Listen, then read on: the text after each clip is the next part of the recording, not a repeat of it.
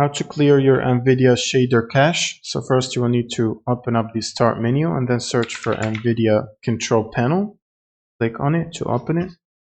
Now on the left side you want to click on Manage 3D Settings. Now under Global Settings, scroll down and find the shader cache, which is this one, shader cache size, and set it to disabled. And then scroll down and click on the Apply button right here.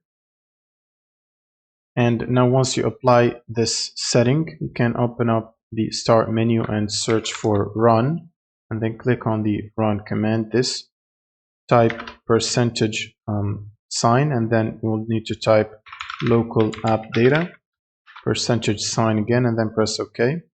Now you will need to look for the NVIDIA folder, which is this one right here. Double click on NVIDIA and then double click on GL cache. Now select everything inside this folder and right click on it and then click on delete.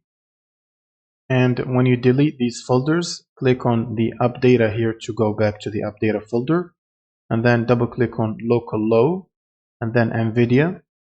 And then you will need to open the dxcache folder and delete everything inside this folder if you find anything.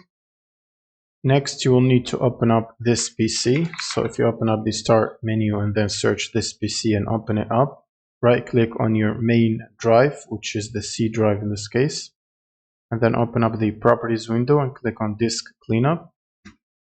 Now inside the disk cleanup window, make sure to check DirectX shader cache, make sure it's checked, and then click on OK and click on delete files and wait for this to delete the files. Now you will need to restart your computer by clicking on this button and click on restart. And after restarting your computer, you should open up the NVIDIA Control Panel again by right clicking and opening Control Panel or searching for it in the menu.